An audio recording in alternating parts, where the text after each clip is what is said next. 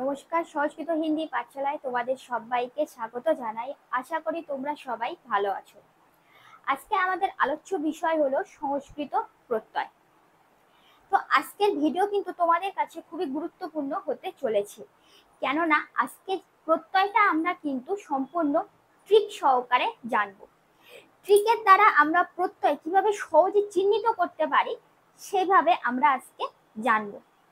তো এখন তোমরা অনেকেই ভাবছো যে না, আমি ট্রিক সহকারে না, আমি প্রত্যয়টা ডিটেলসে জানবো। প্রত্যয় কাকে বলে, প্রত্যয় কয় প্রকার, সমস্ত কিছু ডিটেলসে প্রত্যেকটা প্রত্যয়। তাহলে তারা কোনো চিন্তা করো না। এর আগে আমি প্রত্যয় নিয়ে অলরেডি কতগুলো ভিডিও করেছি, সেখানে প্রত্যয়ের বেসিক আলোচনা করেছি। এছাড়া প্রত্যয়ের প্রত্যেকটা প্রকারভেদ এবং প্রকারভেদের মধ্যে আরো কত কত যে প্রত্যয়ের ভাগ আছে সমস্ত কিছুই আমি ডিটেলসে আলোচনা করে দিয়েছি। তো তোমরা অবশ্যই ওই ভিডিওগুলো দেখে নাও। আশা করি তোমরা বুঝতে পারবে যে প্রত্যয় জিনিসটা কি। প্রত্যয় সম্পর্কে তোমাদের যে মনে ভয়টা আছে সেই ভয়টা আশা করি দূর হয়ে যায়। তো আজকে আমরা কিন্তু জানবো, আজকে আমরা কোনো ডিটেলসে যাব না, আজকে জাস্ট ট্রিকের দ্বারা একটা মাত্র ট্রিক জানবো এবং সেই ট্রিকের সাহায্যে আমরা করে ফেলবো প্রত্যয়টা সহজে চিনে ফেলবো যে কোথায় কি প্রত্যয় আছে। কারণ তোমরা দেখো যে যখন আমাদের পরীক্ষা খুব কাছে চলে আসে, ধরো দুদিন বাদে পরীক্ষা বা এক সপ্তাহ বাদে পরীক্ষা, তখন আমাদের ধরো প্রত্যয়টা পড়া হয়নি, প্রত্যয় চ্যাপ্টারটা আমরা জানিই না, তখন কিন্তু তোমাদের আজকের এই ভিডিও অবশ্যই কাজে লাগবে। কারণ আমি যে ট্রিকটা বলে দেবো সেই ট্রিকটা যদি তোমরা মনে রাখতে পারো তাহলে কিন্তু পরীক্ষায় গিয়ে অন্তত তোমাদের প্রত্যয়ের ওপর যে কটা নম্বর দিক, একটা নম্বরও ছেড়ে আসতে হবে না, প্রত্যেকটা নম্বরই তোমরা অ্যান্সার করে আসতে পারবে। তো সেই জন্য তোমরা ভিডিওটা অবশ্যই প্রথম থেকে শেষ পর্যন্ত দেখো, কারণ তোমরা যদি স্কিপ করে যাও তাহলে তো বুঝতে পারবে না যে ট্রিকটা আমি কিভাবে ব্যবহার করলাম। তাহলে চলো আর কথা না বাড়িয়ে শুরু করা যাক। তো প্রত্যয় নিয়ে জাস্ট বেসিক আলোচনা আমি একটু দিয়ে নেই যে প্রত্যয় কাকে বলে, কয় প্রকার, কি কি। তো দেখো, প্রত্যয় হচ্ছে আমাদের বলছে যে শব্দ বা ধাতুর পরে যা যুক্ত হয়ে নতুন শব্দ তৈরি হয় তাকে প্রত্যয় বলে। মাথায় রাখতে হবে শব্দ বা ধাতুর পরে এবার যা যুক্ত হয়ে নতুন শব্দ তৈরি হয় তাকে কিন্তু প্রত্যয় বলে। প্রত্যয়ের নিজস্ব কোনো অর্থ নেই। এই যে প্রত্যয়গুলো আছে, তোমার অন, ঢক, এছাড়া হচ্ছে তব্য, অনিয়, এগুলো তো আলাদা করে কোনো মানেই হয় না। কিন্তু এই প্রত্যয়গুলো যখন একটা শব্দ বা ধাতুর সঙ্গে যুক্ত হয়ে যায় না, তখন একটা নতুন একটা মানে তুমি তৈরি করতে পারবে, আর সেখান থেকে একটা নতুন অর্থ আসবে, তাই বলছে। তো নেক্সট হচ্ছে প্রত্যয় সাধারণত কিন্তু দুই রকমের হয়, একটা হচ্ছে কৃৎ প্রত্যয় আর একটা হলো তদ্ধিত প্রত্যয়। এছাড়া আরেকটা যে প্রত্যয় আছে সেটা হলো কি স্ত্রী প্রত্যয়।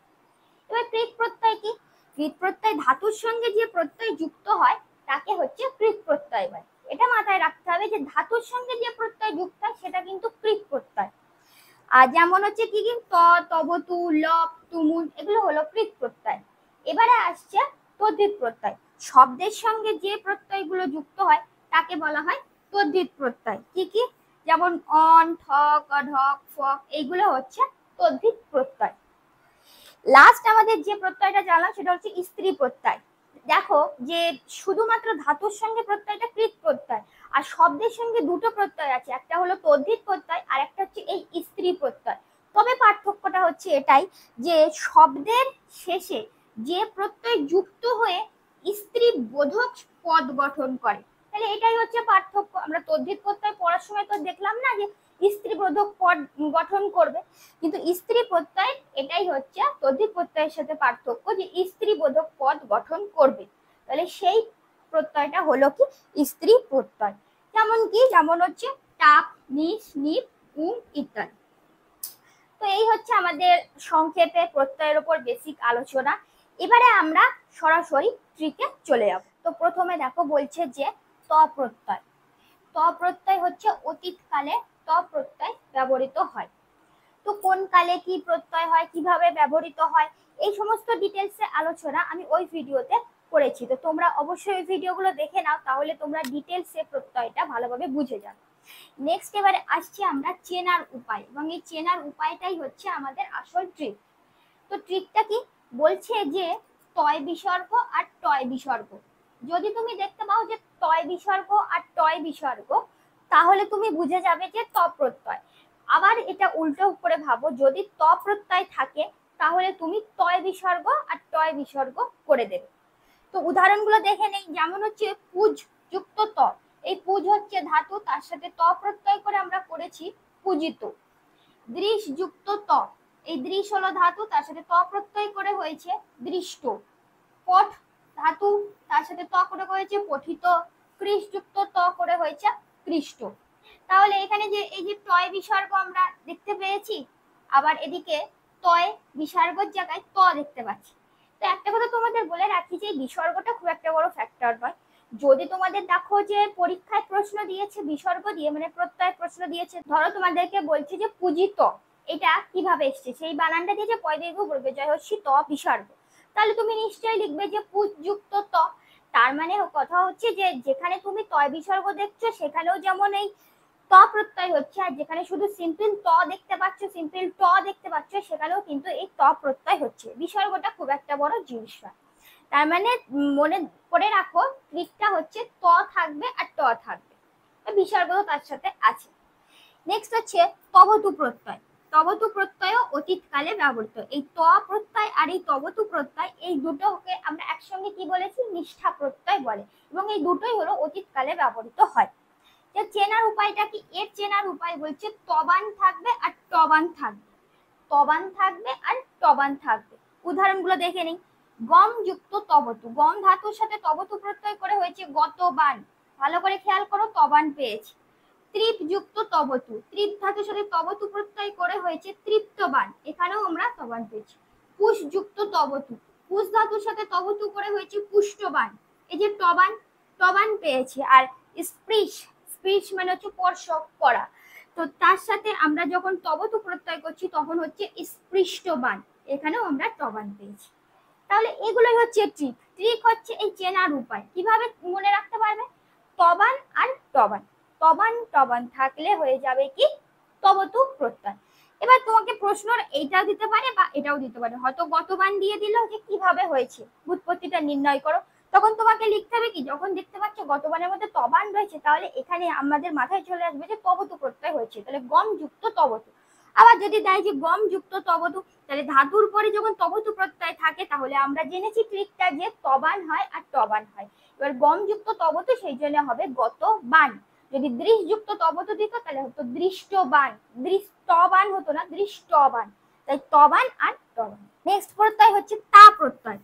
তা প্রত্যয় যখন ওই করে, গিয়ে, খেয়ে, ঘুমিয়ে এই কথাগুলো থাকে, যখন এই কথাগুলো থাকে তখনই হচ্ছে এই তা প্রত্যয় হয়।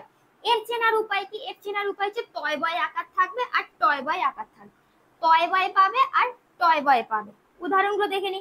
গ্রহ ধাতুর সাথে তা প্রত্যয় করে, গ্রহ মানে গ্রহণ করা, তার সাথে হয় গৃহীত্বা, গৃহীত্বাতে দেখতে পাচ্ছি যে তয় বয় আছে। হন ধাতুর সাথে তা প্রত্যয় করে হয় হত্বা, প্রচ্ছ ধাতুর সাথে তা প্রত্যয় করে হয় পৃষ্টুয়া, যজ ধাতুর সাথে তা প্রত্যয় করে হয় ইষ্টুয়া। তাহলে এই যে তয় বয় আর টয় বয় দুটোই তোমরা পেয়েছো। প্রচ্ছ মানে জিজ্ঞাসা করা আর জজ মানে হচ্ছে যোগ্য করা, যেটা বোঝায়। নেক্সট হচ্ছে আমাদের তুমুল প্রত্যয়। তুমুল প্রত্যয়, এগুলো আমরা আজকে যে প্রত্যয়ের ওপর শর্ট ট্রিক জানছি, এগুলো কিন্তু আমরা জানি যে এগুলো হলো কৃত প্রত্যয়। আমরা আজকে কৃত প্রত্যয় নিয়ে টোটালটা আলোচনা করছি। তুমুল প্রত্যয় কখন হয়, পড়িতে, খেতে, যাইতে, এইগুলো যখন বলে পড়িতে, খেতে, যাইতে, খেলিতে, পড়িতে, এগুলো সবই যখন থাকে তখনই হয় তুমুল প্রত্যয়। এর চেনার উপায় কি, এর চেনার উপায় হচ্ছে তুম থাকবে আর টুম থাকবে, তাহলে মাথায় ঢুকিয়ে ফেলতে হবে তুমুল প্রত্যয় তুম থাকবে আর টুম থাকবে। জ্ঞা যুক্ত তুমুল, জ্ঞা ধাতুর সাথে তুমুল করে হয় জ্ঞাতুম, এই যে তুম পেয়েছি। ক্রি যুক্ত তুমুল, ক্রি ধাতুর সাথে তুমুল প্রত্যয় করে হয় কর্তুম, তুম আছে। শ্রী যুক্ত তুমুল করে হয় স্রষ্টুম, এখানে টুম পেয়েছি। আর যজ যুক্ত তুমুল করে হয় জষ্টুম, এখানে টুম পেয়েছি। তাহলে দেখো চেনার উপায়গুলো একদমই সঠিক, তুম থাকবে আর টুম থাকবে। তাহলে আমাদের মাথায় কোনগুলো রাখতে হচ্ছে, শুধু এই চেনার উপায়গুলো। ত, ট থাকলে আমাদের হচ্ছে ত প্রত্যয়, তবান টবান থাকলে হচ্ছে আমাদের তবতু প্রত্যয়, তোয়া আর টোয়া থাকলে হবে আমাদের তাজ প্রত্যয়, আর তুম থাকলে হবে তুমুল প্রত্যয়। নেক্সট হচ্ছে আমাদের লব প্রত্যয়। লব প্রত্যয় হচ্ছে করে আর গিয়ে, করে আর গিয়ে, করে গিয়ে, খেয়ে, ঘুমিয়ে, এগুলো হচ্ছে সব লব প্রত্যয়। এখন আমি তোমাদের যখন এই লব প্রত্যয়টা বলছি তখন তোমাদের মাথায় এটা আসছে যে ম্যাডাম আমাদের যখন একবার তাজ প্রত্যয় তা প্রত্যয় পড়ালো তখন একবার বললো করে গিয়েতে তা প্রত্যয় হয়, আবার এখন বলছে লব প্রত্যয় তা করে গিয়েতে হয়। তাহলে আমরা কি করে বুঝবো এই দুটো প্রত্যয় যদি একই ক্ষেত্রে হয়? অবশ্যই তোমাদের এই যে সন্দেহটা হচ্ছে এটা একদমই সঠিক। দেখো পার্থক্য তো অবশ্যই আছে। পার্থক্যটা কি দেখো তো, পার্থক্যটা হচ্ছে কি এই দুটো প্রত্যয়েরই কিন্তু একই কাজ, মানে তা প্রত্যয় যেটা তুমি জেনেছো ঠিক সেরকমই হচ্ছে লব প্রত্যয়। শুধু পার্থক্য কি, পার্থক্য হচ্ছে এই তা প্রত্যয় যখন উদাহরণগুলো দেখলে একটার মধ্যেও তুমি ধাতুর সঙ্গে উপসর্গ দেখতে পেয়েছো? নিশ্চয়ই না। তার মানে উপসর্গহীন ধাতুতে শুধু তা প্রত্যয় হয়, আর লব প্রত্যয় যা দেখবে এবার উদাহরণগুলো সবগুলোই কিন্তু উপসর্গ থাকবে। এখন উপসর্গ কি জিনিস এটা যদি তোমাদেরকে জানতে হয়, আমি এর আগেই উপসর্গ নিয়ে আলোচনা করেছি, উপসর্গ মনে রাখার সঠিক সমস্ত কিছুই আমি ওই ভিডিওতে বলেছি, তোমরা অবশ্যই ওই ভিডিওটা দেখে নাও, তাহলে উপসর্গ নিয়ে তোমাদের মনে যে ডাউট আছে সেটা ক্লিয়ার হয়ে যাবে। তো লব প্রত্যয় বলছে চেনার উপায় হলো উপসর্গ থাকবে, তার সাথে ধাতু থাকবে এবং জ ফলা। এই জ ফলা অবলিক অন্তস্থ মানে হচ্ছে কি এই যে জ, যেটা আমরা সংস্কৃতে ইয় উচ্চারণ করি, ইয়, এই ইয়টা কিন্তু আমরা দুরকম ভাবে, একটা জ ফলা হিসাবেও যেমন আমরা নেই, আবার অন্তস্থ হিসাবেও নেই, আবার শুধু জ হিসাবে নেই, তিনটে রকম ভাবে নেই।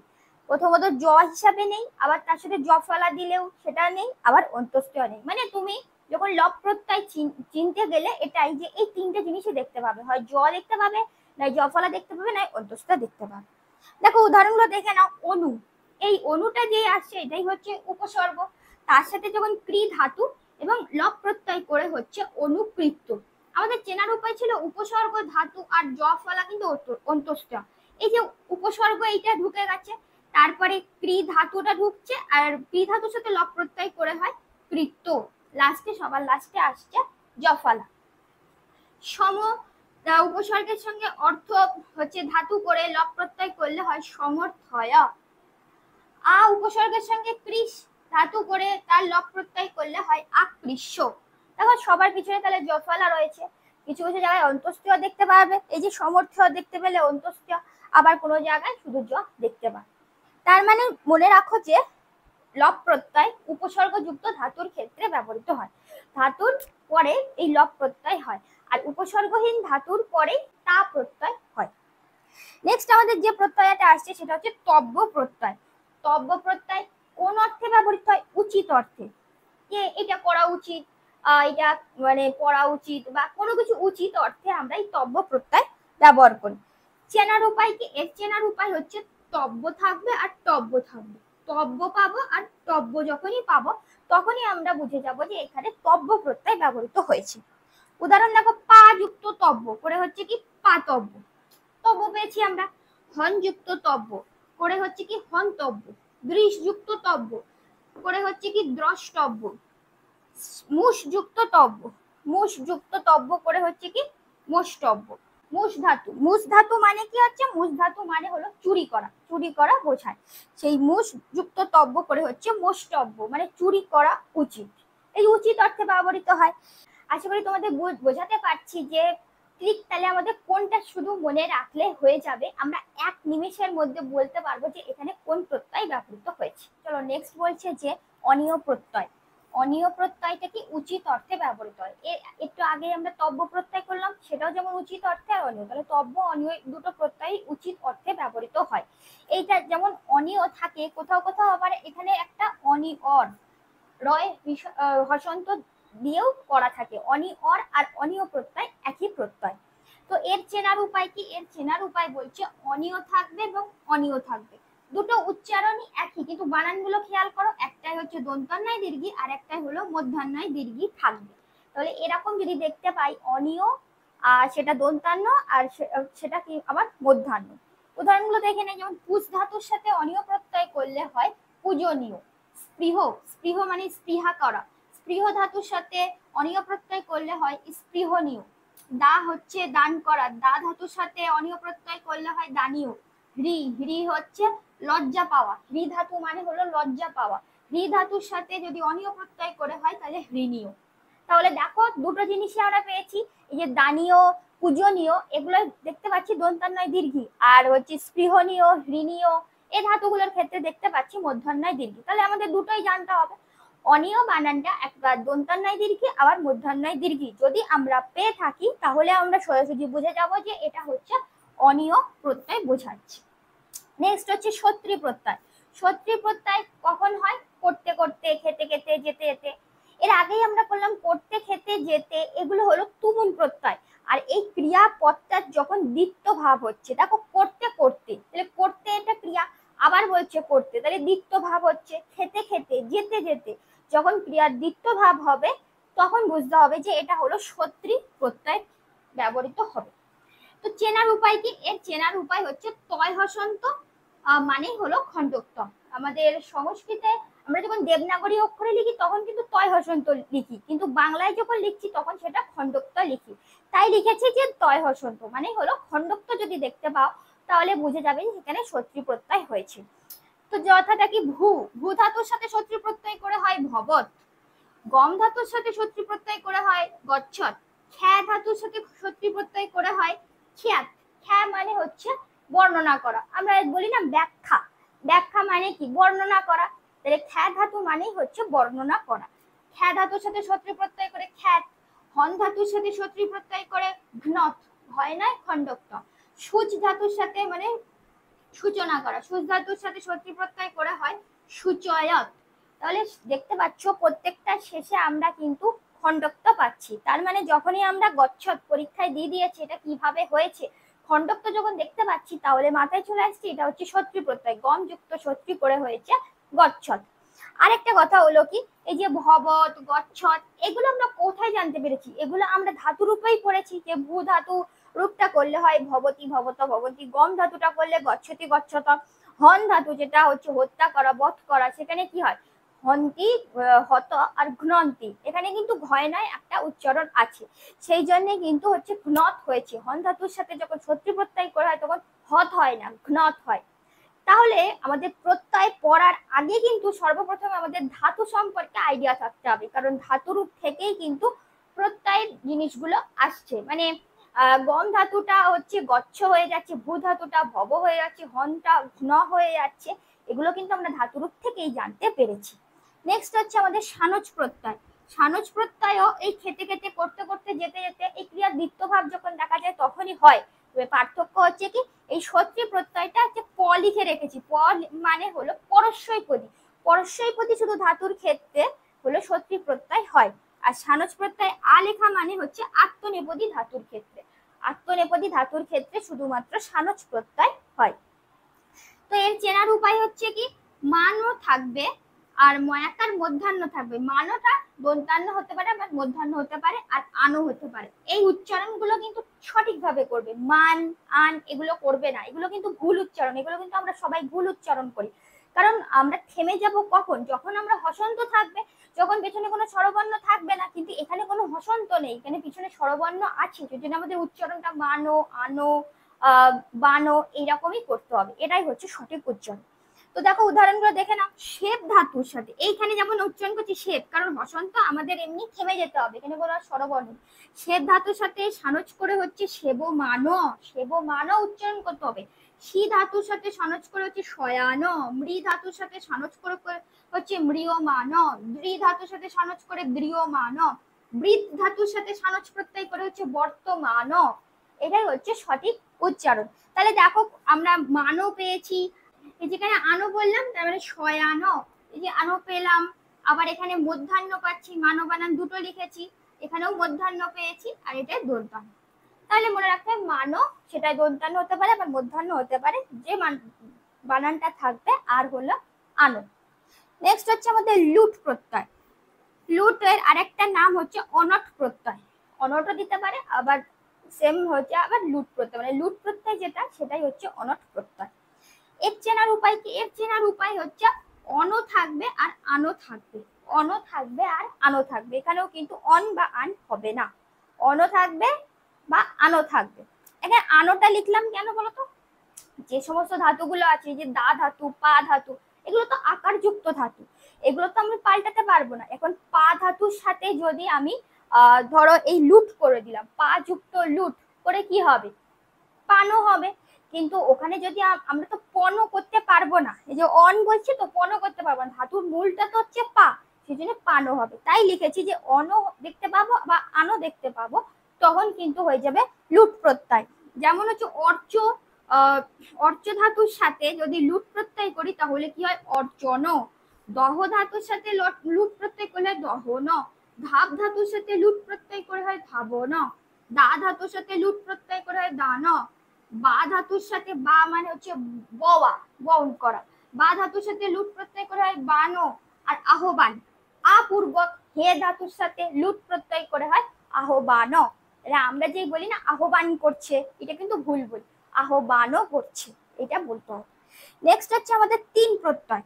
তিন প্রত্যয় হচ্ছে ভাবার্থে, মানে ভাব অর্থে, কোনো কিছু ভাব অর্থ বোঝাতে আমরা তিন প্রত্যয় ব্যবহার করি।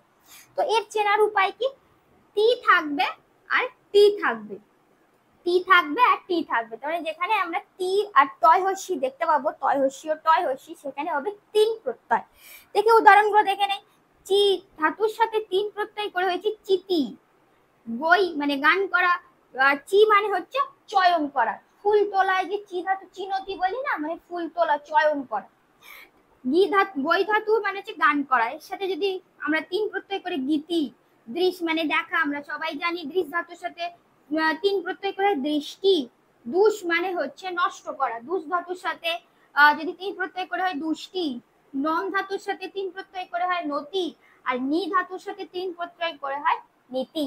তাহলে আমরা দেখতেই পাচ্ছি আমাদের ঠিক অবশ্যই কাজে লাগছে, যে আমরা টি টি দেখতে পাচ্ছি সবার শেষে, এখানে টয় হস্যি, এখানে টয় হস্যি, এখানে টয় হস্যি, তার মানে এগুলো চোখ বন্ধ করে হচ্ছে তিন প্রত্যয়। নেক্সট হচ্ছে যৎ প্রত্যয়।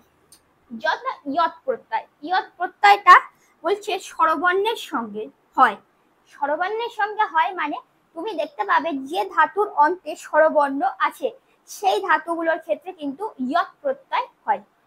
চেনার উপায় কি, চেনার উপায় হচ্ছে জ ফলা থাকবে আর অন্তস্থ, ঠিক আগেই বললাম জটা জ বলি আমরা, জ ফলা আর অন্তস্থ, এইটা যখন দেখতে পাবে, হয় জ ফলা দেখতে পাবে, নয় অন্তস্থ দেখতে পাবে, নয় অন্তর্য দেখতে পাবে। যেমন হচ্ছে দেখো চি, চি ধাতুর সাথে ইয়ৎ প্রত্যয় করে হয় চেয়, এই যে অন্তস্থ। শ্রু ধাতুর সাথে মানে শ্রবণ করা, তার সাথে যদি ইয়ৎ প্রত্যয় করে হয় শ্রব্য। পা ধাতুর সাথে ইয়ৎ প্রত্যয় করে হয় পেয়। ভূ ধাতুর সাথে ইয়ৎ প্রত্যয় করে হয় ভব্য। এবার যেটা বললাম না স্বরবর্ণের সঙ্গে হয়, খেয়াল করো, এই যে চি এই হর্ষই স্বরবর্ণ আছে, এই যে শ্রু হর্ষ এটাও স্বরবর্ণ, যে পা আকার এটাও স্বরবর্ণ, ভূ উ এটা হচ্ছে স্বরবর্ণ, তার মানে স্বরবর্ণের সঙ্গেই হয় ইয়ৎ প্রত্যয়, স্বরবর্ণ যুক্ত ধাতুর পরেই হচ্ছে হয়। নেক্সট আমাদের লাস্ট হচ্ছে প্রত্যয় যেটা, সেটা হলো নিয়ত প্রত্যয়। নিয়ত প্রত্যয়, নিয়ত প্রত্যয়টা হচ্ছে রি কারান্ত আর ব্যঞ্জনান্ত ধাতুর পরে হয়, মানে যেখানে তুমি রি কারান্ত দেখতে পাবে আবার ব্যঞ্জনান্ত দেখতে পাবে, হয় রি কারান্ত দেখতে পারো নয়তো ব্যঞ্জনান্ত, মানে ব্যঞ্জন বর্ণ যা আছে সেগুলো যদি দেখতে পাও তাহলে কিন্তু এটা হবে নিয়ত প্রত্যয়। এবার সূত্রটা দেখো, সেই জন্য এর নাম কি বলতো, রি হলোর নিয়ত, রি হলোর নিয়ত। কেন, কারণ হচ্ছে রি কারান্ত আর ব্যঞ্জনান্ত, হল মানে হচ্ছে ব্যঞ্জন বর্ণ বোঝায়, ব্যঞ্জনান্ত শব্দ আমরা হল বলে থাকি, ব্যঞ্জনটাকে আমরা হল বলে চিহ্নিত করি, তাই রি হলোর নাথ, এই হচ্ছে এটার সূত্র। তো এর চেনার উপায় কি, জফলা থাকতে পারে আর এটা হচ্ছে রেফ, জফলা দেখতে পারি আমরা, হয়তো রেফ দেখতে পাই। যেমন হচ্ছে দেখো ব্রি যুক্ত নিয়ত, ব্রি যুক্ত নিয়ত করে হচ্ছে বার্য, এই যে রেফ পেলাম। ভ্রি যুক্ত নিয়ত করে হচ্ছে ভার্য, দুহ যুক্ত নিয়ত করে হচ্ছে দোহ্য, হয় জফলা, দোহ্য উচ্চারণ হবে। অর্য যুক্ত নিয়ত করে হচ্ছে আর্য, ক্রি যুক্ত নিয়ত করে হচ্ছে কার্য, পাল যুক্ত নিয়ত করে হচ্ছে পাল্য। দেখো খেয়াল করো, ব্রি এখানে রি কারান্ত ধাতু, এটা এটাও রি কারান্ত ধাতু, এই যে দুহ এখানে হল রয়েছে, এটা ব্যঞ্জনান্ত, এটাও ব্যঞ্জনান্ত, এটা হচ্ছে রি কারান্ত আর এটাও ব্যঞ্জনান্ত। তাহলে সোজা ট্রিক আমরা ট্রিক অনুযায়ী দেখতে পাচ্ছি আমাদের উদাহরণগুলো সব মিলে যাচ্ছে, তার মানে এই ট্রিকগুলোই হচ্ছে সঠিক ট্রিক। এটাই যদি আমরা মনে রাখতে পারি তাহলে তো আমাদের প্রত্যয় একদম জলের মতো সোজা। তাহলে দেখো কতটা সময় লাগলো আমার এই ক্রিক প্রত্যয়টা পড়তে। জাস্ট আমরা এই ট্রিক জেনে যাবো। প্রথমেই বললাম যে আমাদের যখন পরীক্ষা কাছে চলে আসবে তখন আমাদের প্রত্যয় নিয়ে পুরো চ্যাপ্টার বই গা গা করে মুখস্থ করতে হবে না। জাস্ট ট্রিকটা দেখে নেব যে কোন প্রত্যয় কি কি আমাদের মনে রাখতে হবে এবং সেটার জন্যই হচ্ছে সেই প্রত্যয় হবে। জাস্ট এইটুখানি মাথায় রেখে গেলে আমরা প্রত্যয়ের ওপর যা নম্বরই দিক না কেন একটাও আমাদের মিস হবে না, সমস্তটা আমরা উত্তর দিয়ে আসতে পারবো। আশা করি তোমরা ট্রিকটা বুঝতে পেরেছো এবং এই ট্রিকটা কাজে লাগিয়েই তোমরা পড়ো, দেখবে তোমরা পরীক্ষায় সমস্ত অ্যান্সার দিয়ে আসতে পারবে। যদি ভিডিওটা ভালো লাগে তাহলে অবশ্যই একটা লাইক করে দিও, পারলে বন্ধুদের মধ্যে শেয়ার করে দিও এবং অবশ্যই কমেন্ট করে জানিও যে কেমন লাগলো। আর যদি তোমাদের আর কোনো কিছু জানতে ইচ্ছা হয় তাহলে সেটাও আমাকে কমেন্ট করে জানাবে। যদি বুঝতে না পারো তাহলে আমাকে কমেন্ট করে জানাবে। তো আজকে আমরা কৃত প্রত্যয়ের ট্রিকটা আমরা জানলাম। আমাদের বাকি রয়েছে এরপরে তদ্ধিত প্রত্যয়, স্ত্রী প্রত্যয়, সবকিছুই আমরা এই ট্রিকের দ্বারা খুব সহজে জেনে নেব।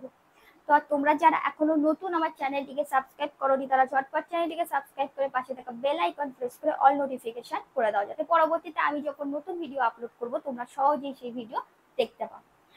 তো পরবর্তীতে আবার নতুন ভিডিও দেখার জন্য সকলকে আমন্ত্রণ থাকলো। সবাই ভালো থাকবে, সুস্থ থাকবে এবং সংস্কৃত হিন্দি পাঠশালার সাথে এইভাবে যুক্ত থাকবে। ধন্যবাদ।